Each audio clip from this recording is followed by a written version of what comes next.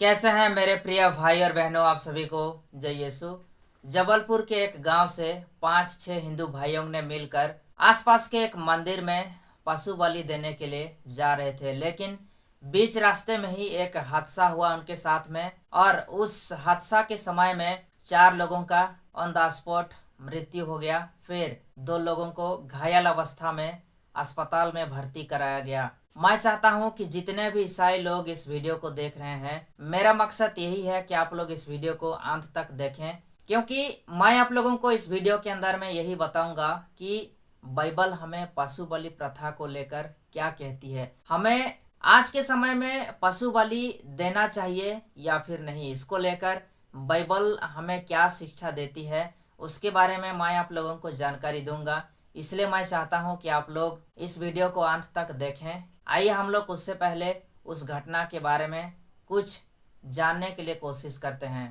कल दोपहर करीब 3:30-4 बजे के आसपास दादाजी महाराज नरसिंहपुर से कुछ 5-6 लोग गाड़ी में स्कॉर्पियो में सवार थे। तो वो लोग चरगावा के रास्ते से जबलपुर चौकीताल निवासी हैं, भेड़ाघाट क्षेत्र के, तो वहाँ जा रहे थे ये लोग।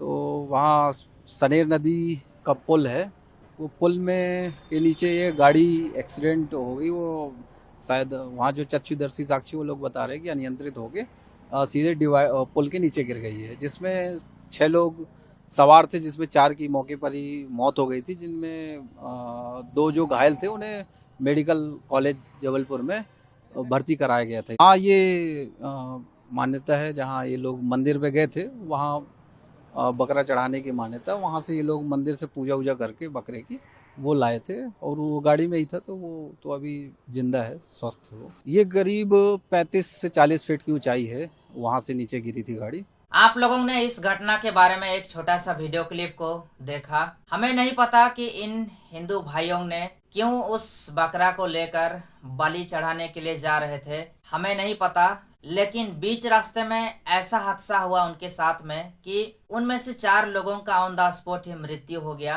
और 2 घायल अवस्था में हॉस्पिटल में भर्ती कराए गए। लेकिन आश्चर्य बात यह है कि वो बकरा बच गया, वो बकरा मरा नहीं। तो ये सोचने वाली बात है, लेकिन सबका अपना अपना विश्वास है, सबका अपना अपना फेथ है, बिलीफ है। हम किसी का विश्वास को लेकर, किसी का बिलीफ को लेकर उनके बीच में हम इंटरफेयर नहीं कर सकते।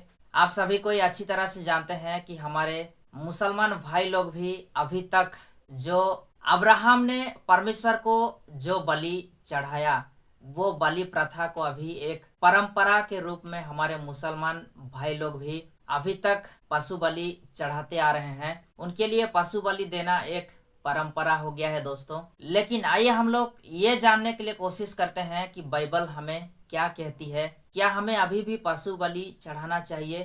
क्या हमें अभी भी परमेश्वर को पशु बलि देना चाहिए या फिर नहीं?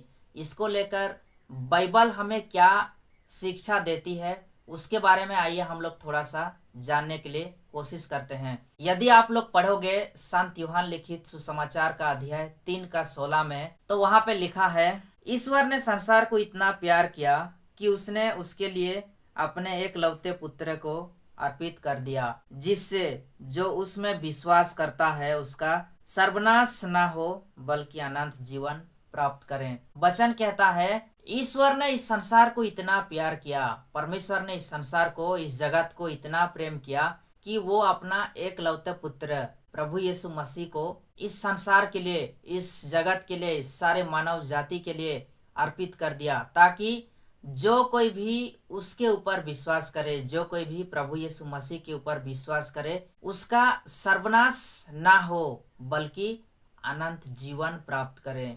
दोस्तों, यीशु मसीह इस संसार में हम सारे मानव जाति के लिए आए, इस जगत के लिए आए, और हमारे पापों को अपने कंधे पे लिए और हमारे पापों के लिए वो स्वयं का बलिदान दे दिए। और जो कोई व्यक्ति उसके ऊपर विश्वास करता है उसका सर्वनाश कभी नहीं होगा बल्कि अनंत जीवन प्राप्त होगा।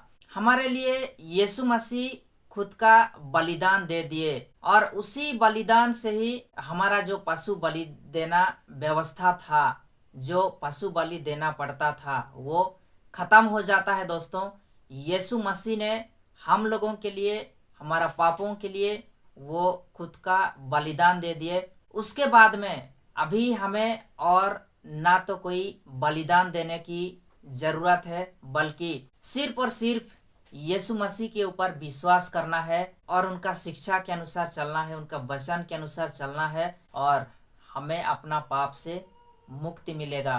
क्योंकि हमारे पापों का प्रायश्चित के लिए वो हमसे पहले ही हमारे पापों को अपने कंधे पे ले लिए हैं और हमारे लिए वो अपना बलिदान दे दिए हैं। यीशु मसीह का इस संसार में आने से पहले यदि कोई पाप करता था तो अपने पापों का प्रायश्चित के लिए एक पशु बलि देना पड़ता था, पशु का रक्त बहाना पड़ता था, तभी जाके उसको पाप से मुक्ति मिलता था। आइए हम लोग उसके बारे में थोड़ा सा जानते हैं। यदि आप लोग पढ़ोगे ईसायास नबी का ग्रंथ अध्याय 1 का 11 और 12 में, तो लिखा है, प्रभु यह कहता है, तुम्हारे असंख्य बलिदानों से मुझको क्या, मैं तुम्हारे मेंढों और बछड़ों की चर्बी से उब गया हूँ। मैं सांडों, मेमनों और बकरों का रक्त नहीं चाहता। जब तुम मेरे दर्शन करने आते हो तो कौन तुमसे यह सब मांगता है, तुम मेरे प्रांगण क्यों रोनते हो। इस वचन हमें यही संदेश देता है कि पहले जब लोग पाप करते थे तो अपना पापों का प्रायश्चित के लिए एक बलि के स्वरूप में किसी एक पशु का बलि चढ़ाते थे, चाहे वो सांड हो, मेमना हो या फिर बकरा हो। अपना पापों के हिसाब से एक पशु का बलि चढ़ाना पड़ता था, तभी जाके उनको पाप से मुक्ति मिलता था। लेकिन धीरे धीरे परमेश्वर को ये पशु बलि प्रथा अच्छा नहीं लगा। फिर परमेश्वर ने कहा, तुम्हारे असंख्य बलिदानों से मुझको क्या, तुम्हारे इतने सारे बलिदानों से मुझको क्या। मैं तुम्हारे मेंढों और बछड़ों की चर्बी से उब गया हूँ। मैं तुम्हारे मेंढों और बछड़ों की चर्बी से उब गया हूँ। मुझे और अभी ये सब पशुओं का बलि नहीं चाहिए। मैं सांडों, मेमनों और बकरों का रक्त नहीं चाहता।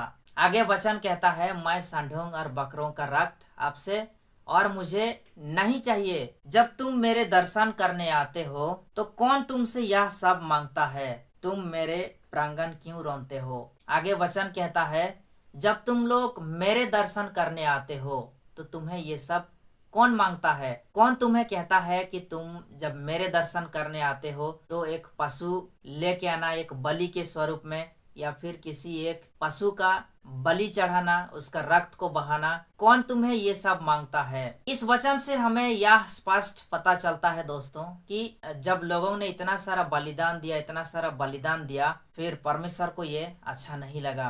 परमेश्वर ने कहा, अब से मेरे को और इन सब पशुओं का रक्त नहीं चाहिए। तो अभी और क्या चाहिए। यदि इन सब पशुओं का रक्त नहीं चाहिए, इन सब पशुओं का बलिदान नहीं चाहिए, तो अभी और परमेश्वर को क्या चाहिए। अभी यदि कोई पाप करेगा तो उसका प्रायश्चित के लिए क्या देना पड़ेगा। आगे परमेश्वर कहते हैं कि अभी मेरे को एक इंसान का बलि चाहिए, ऐसा इंसान का बलि जो कभी अपना जिंदगी में पाप किया ही नहीं हो, अर्थात वो निर्दोष हो, वो निष्पाप हो।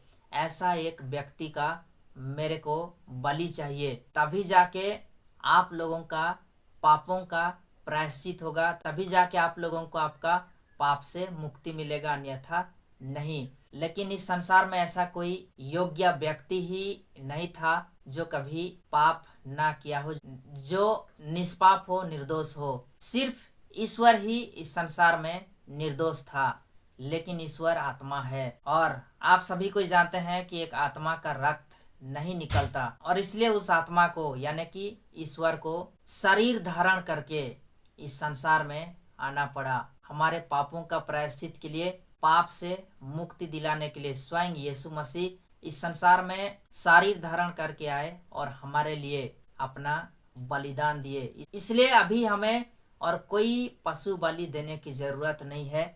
सिर्फ यीशु मसीह के ऊपर विश्वास करने से, उनका शिक्षाओं के अनुसार चलने से, उनका वचन के अनुसार चलने से हमें अपना पाप से मुक्ति मिलेगा। बाइबल के अंदर में यीशु मसीह को मेमना कहा गया है। यदि आप लोग पढ़ोगे संत यूहान लिखित सुसमाचार का अध्याय 1 का 29 में, तो वहाँ पे वचन कहता है, दूसरे दिन यूहान ने ईसा को अपनी ओर आते देखा और कहा, देखो ईश्वर का मेमना जो संसार का पाप हरता है। यूहान ने ईसा को अपने ओर आते देखा और अपने शिष्यों से कहा कि देखो ईश्वर का मेमना जो संसार का पाप हरता है। ईश्वर का मेमना अर्थात यीशु मसीह को ईश्वर का मेमना कहा गया है और वही मेमना जो इस संसार का पाप हरता है। मैं चाहता हूं कि आप लोग इस वीडियो को ज्यादा से ज्यादा लोगों तक शेयर करें, क्योंकि आज तक भी यदि विशेष करके जो मसीह भाई या फिर बहन लोग अभी तक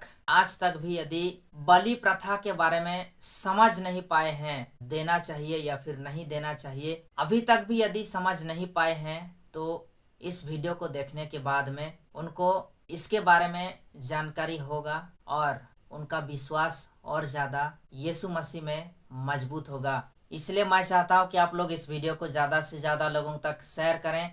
मिलते हैं हम लोग नेक्स्ट वीडियो में। आप सभी को फिर से एक बार जय यीशु, धन्यवाद।